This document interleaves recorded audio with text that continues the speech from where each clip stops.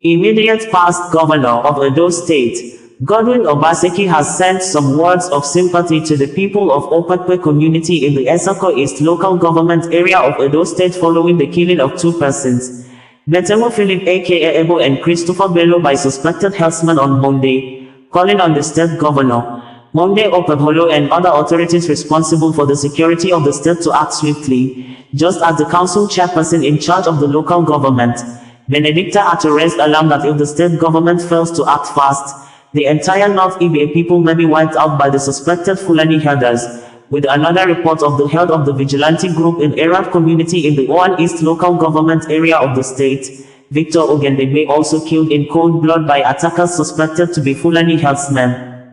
Former Governor Obaseki, through his personal social media accounts on Monday, said the attack on the community was unfortunate and mindless. He said, "I am deeply saddened by the unfortunate and mindless attack on Okpekpe community in Etsako East local government area of Edo State by suspected herdsmen, leading to the gruesome killing of two innocent citizens, Batemue Philip, Ebo and Christopher Bello. My heart and prayers are with the people of Okpekpe community and families of the deceased at this very difficult time. Such mindless attacks are tragedies we pray never to witness in our communities. We urge all state actors responsible for security in the state to respond swiftly to put an end to this mayhem, and ensure that those responsible for this heinous act are brought to justice," Obaseki words ends in quote. The council chairperson, Honorable Benedicta Attoh, in a press release issued on Monday by the council boss chief press secretary, Benjamin Attoh, said the victims were killed in the morning on their way to the farm. The executive chairman of Etsako East Local Government Council, Honorable Princess Benedicta Attoh, has expressed concern about the ongoing killing in the Okpekpe community in North Ibie zone, saying if the state government does not take immediate action to stop the killing, the entire community will be wiped out. She described today, Monday, February 24th, as a Black Monday in the Okpekpe community, as Mr. Philip Batemue aka Ebo and another Mr. Christopher Bello were killed this morning by suspected Fulani herders on their way to their farms. Honorable Princess Attoh, who lamented the ongoing spate of killings by marauding Fulani herdsmen and militias across the council, said Etsako East has become a killing field. We urge the governor of the state to deploy security across the community bushes and activate local vigilante, which she has consistently used to secure the council area. She frowned against the federal government's ambivalent stance amid the herdsmen's attacks, which she said is taking too many lives. It is time to tackle this high-level insecurity by deploying military in parts of the bush and farm areas to give the farmers an immediate sense of safety in their farmlands, she said, according to the press release issued by the council chief press secretary. Meanwhile, an aspirant for Owan federal constituency in the coming election in 2027, Barrister Joseph Eriki, has expressed deep sadness over the heinous murder of Victor Ogendegbe, he described as a vibrant and outspoken young man from Erah, who he said was callously killed in cold blood. In a press statement, Barrister Eriki said, he also made reference to the recent violent attack by suspected herdsmen on Okpekpe community in Etsako East local government area of Edo State, which claimed the lives of two innocent citizens, Batemue Philip and Christopher Bello, which he says is yet another painful loss that must not be ignored. My heart and prayers go out to the people of Erah and Okpekpe, as well as the families of the victims, during this difficult time. These senseless attacks are avoidable tragedies that we must do everything possible to prevent in our society. He therefore called on all state security agencies in Edo State to act swiftly, put an end to this violence, and ensure that those responsible for these atrocities are brought to justice. I am therefore appealing to His Excellency, Senator Okpebholo, and all relevant security agencies to conduct a thorough investigation and ensure that the perpetrators face the full weight of the law. As a community leader, I remain committed to advocating for the safety and security of our people.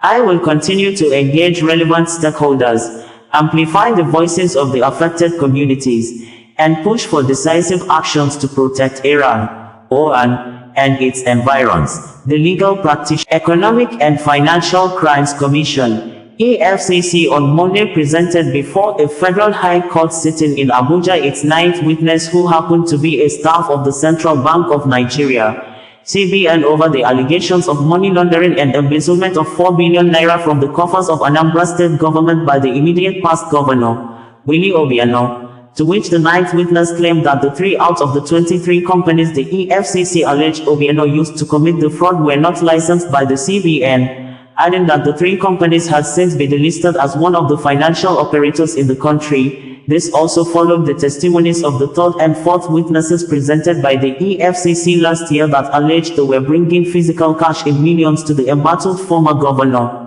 Details of the report as presented by the Public Relations Unit of the Economic and Financial Crimes Commission, EFCC reads below. Alleged 4 billion naira's fraud. Obiano used unlicensed companies for fraud witness. The trial of Willie Obiano, former governor of Anambra State, continued on Monday, February 24, 2025 before Justice Etsako of the Federal High Court, Abuja with the Economic and Financial Crimes Commission, EFCC presenting its ninth witness. Obiano is facing prosecution by the EFCC on 9-count charges of embezzlement and money laundering to the tune of N4 billion. At Monday S proceedings, the EFCC called prosecution witness 9, PW9, Andrew Ali, a staff of the Central Bank of Nigeria, CBN, and head of the license office who revealed that 3 companies out of the 23 company accounts connected with the alleged 4 billion naira's fraud were not duly licensed with the CBN to carry out bureau de change business.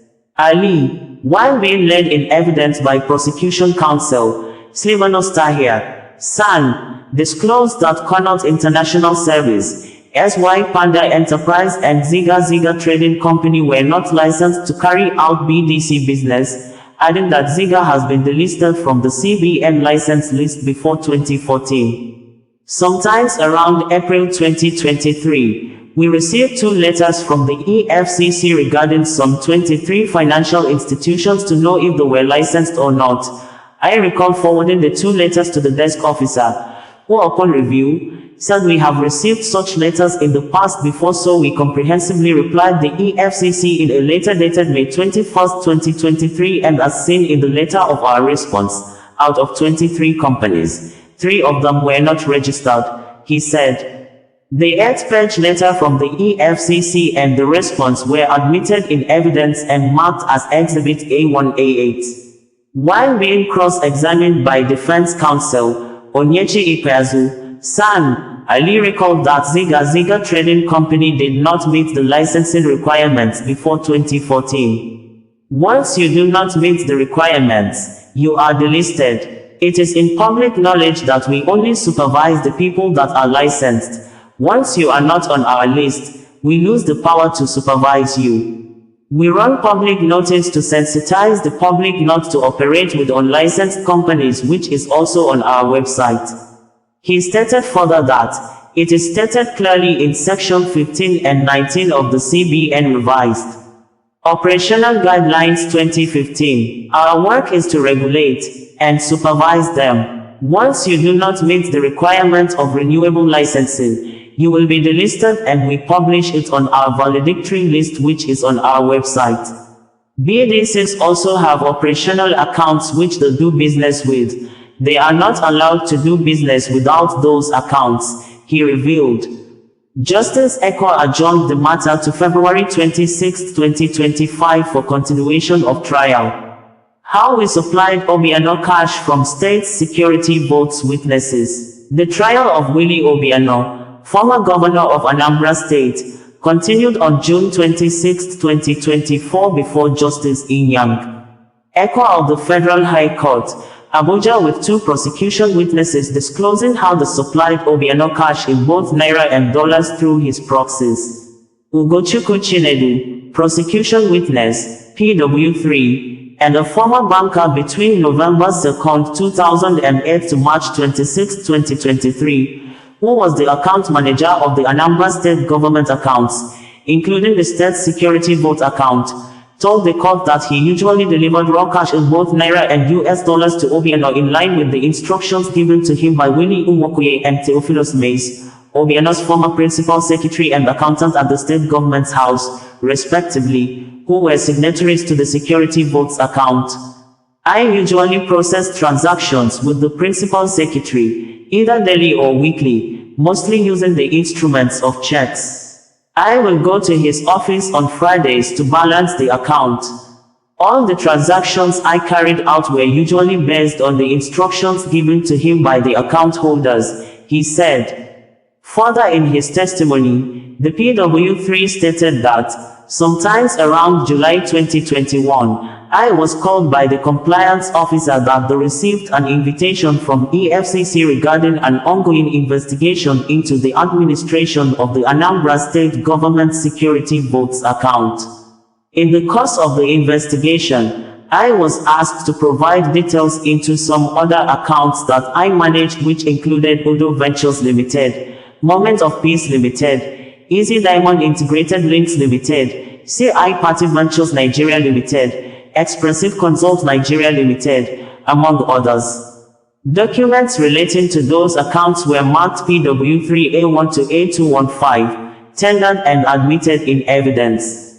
In the same vein, Hayatu Hassan, a businessman and prosecution witness for PW4, who operates 5 bureau de change companies, namely, Celtris BDC Limited, Celtris Limited, Connaught International Services Limited, Holden Limited, and Norrisili Limited, disclosed that he made a total sum of 222,371,000 nairas, 222,371,000 available in dollar equivalent to the government of Anambra State under Obiano. Sometimes last year, I was invited by the EFCC Abuja office and I was asked if I had any business with the Anambra State government and I said no. Then, the person interviewing me showed me that my company Connaught International Services Limited has done some transactions with the state government. He showed me some payments in 7 transactions that were done in my Connaught account. 2 different transactions were in February 2018, about 172 nairas, 371,000, 172 million, 371 naira, and it was for $465,000, 465,000 US dollars. The other one was in March 2018 for 50 million nairas and it was for $135,000, 135 US dollars. Making a total of $600,000, 600,000 US dollars and naira equivalent of 222 nairas, 371,000. I sold the dollars to Ayuba Tanko, another BDC operator.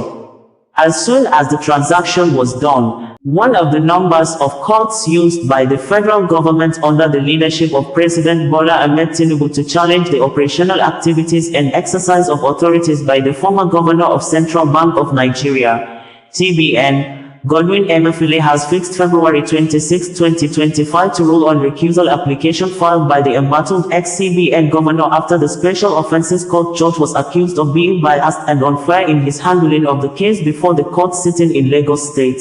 This is coming after another court-ordered final forfeiture of billions of naira worth of properties allegedly linked to the most troubled, investigated, humiliated and detained ex-governor of CBN in Nigeria history. Details of the report as contained in numbers of news releases made available by the Public Relations Unit of the Economic and Financial Crimes Commission, EFCC, reads verbatim below. Court to rule on Philip's application alleging bias, February 26. Justice R.A. Oshodi of a Special Offences Court sitting in Ikeja, Lagos, has adjourned till February 26, 2025 to deliver ruling on an application by a former governor of the Central Bank of Nigeria, Godwin Philip, asking the trial judge to recuse himself alleging bias. Philip is standing trial on a 19-count charge bordering on receiving gratification and corrupt demand preferred against him by the Economic and Financial Crimes Commission, EFCC. His co-defendant, Henry Omoy, is facing a 3-count charge bordering on unlawful acceptance of gifts by agents.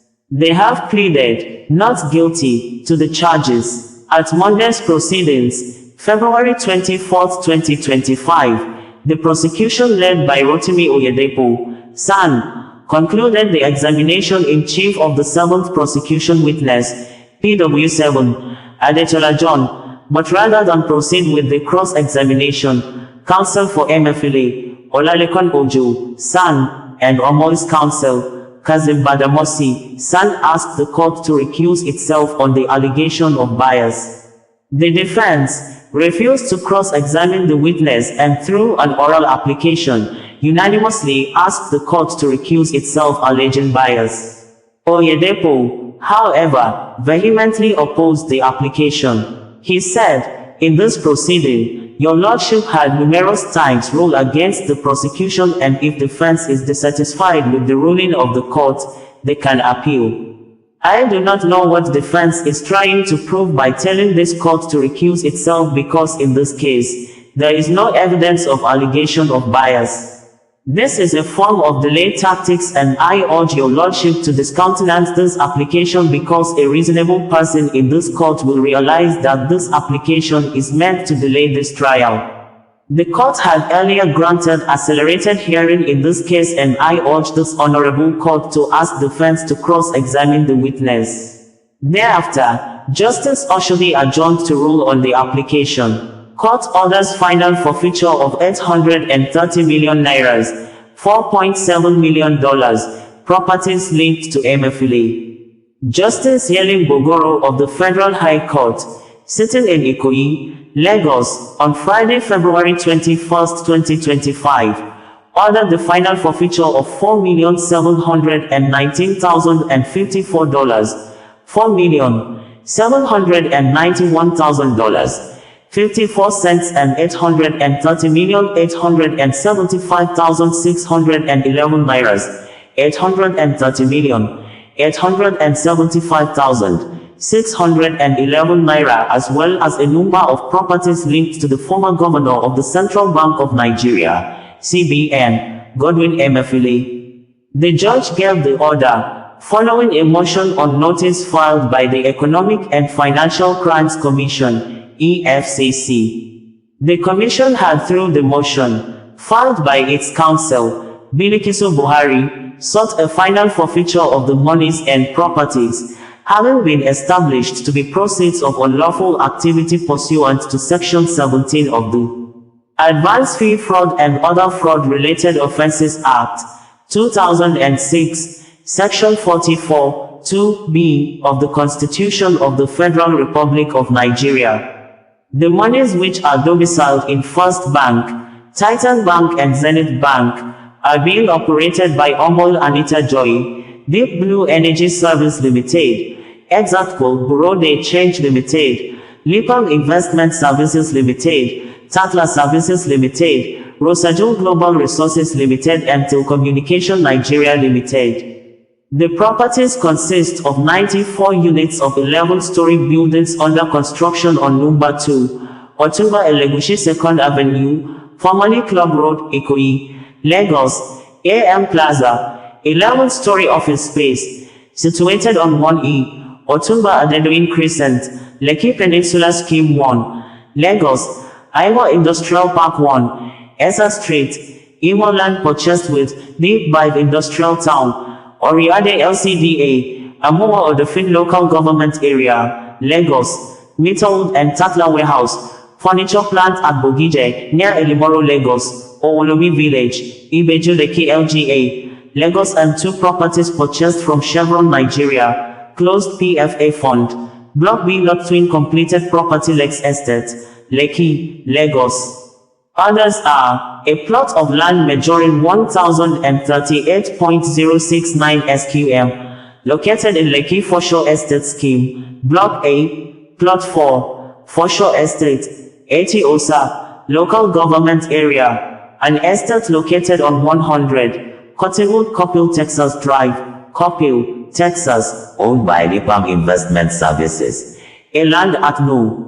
1 Gunmi Owulud Street, Marua, Lekki Phase 1, Lagos, and a property situated on Number 8 Bayokuku Road, Koi, Lagos. The court also ordered the final forfeiture of €20,000, €20,000 and £1,999 and 50 pence, £1,999,050 shillings trust to Etsako Bureau de Change, an investment worth $900,000, $900,000 trust to Anita Joy Omol in Titan Bank, investment worth $4,414,801.76, $4,414,801.76 trust to Deep Blue Energy Service Limited in First Bank, and $283,086,186 Nairas and 73 Kobos, $283,086,180. Osazuwa Connect, bringing you the news in a more digital way.